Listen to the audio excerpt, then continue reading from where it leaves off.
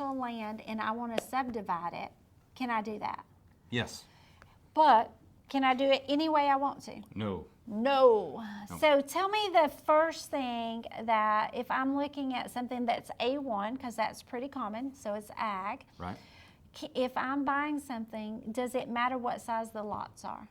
Yes, it does. Because if you are going to divide it from one piece into two pieces, both of those new pieces have to meet the minimum lot size requirement for that particular zoning. And so for A1, what would that be? That's 2 acres. So if you went and bought something 3.5 acres, you can't subdivide that if it's A1. Correct. Yeah, that's important to know. Now this is Bartow County. Correct, yes, this is all Bartow because County. all counties have different rules, but this is Bartow County. Now, another one that we have come up a lot is they're like, okay, it's 4 acres. It's a long rectangle. Right. So when I divide it, I want 2 long skinny pieces. Does it matter how much road frontage? It does, yeah. Yeah, so you want to make sure that each of these new lots also have the minimum required amount of road frontage. Okay, all right, so I've got that. I've got the right lot size. I've got the right road frontage, so I'm gonna have it split. But what else has to happen? You also, this has to all be approved by the county before it can be recorded. So I have to go ask their permission? Yeah, Dang it, that does not sound fair. I'm sorry. Ah, That's how they do it. That's the rules. That's the Yeah. rules. So, and that's just if you're trying to take one parcel and divide it into 2. But what if I Correct. want to do 3? Is there different rules? Yeah, it gets a bit more complicated if you're doing it into 3. They start calling that a subdivision.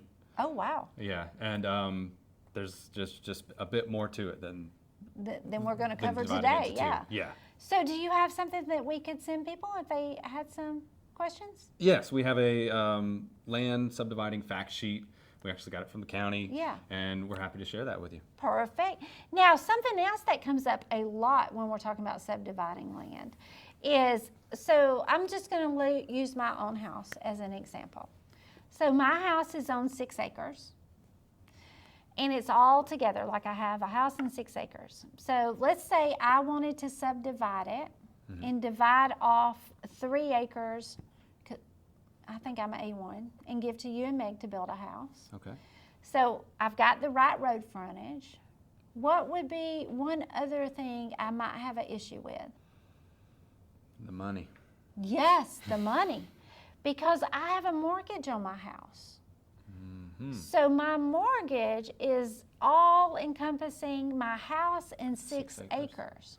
So if I try to divide that 6 acres and do something with it, sell it, give it away, guess who has final say? The lender. The lender, because I used it as security for the mortgage. So is it possible to get a lender to let me sell off some of the land? Sometimes. We can go to them sometimes and say, hey, I've paid down enough, I've been here for enough time that the house in 3 acres will work without having the other 3 acres. But you have to pay to have a survey, you have to get their permission, and most times you have to refinance it to get a new legal description. So the problem with refinancing it right now is I'm sitting at 2 1/4, and if I did that, what would my interest rate be? Higher. Higher. Yeah. So it's lot not, you think you own it, but you really don't own it until it's paid for.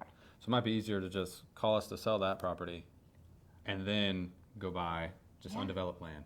I like how he's thinking today, so call us.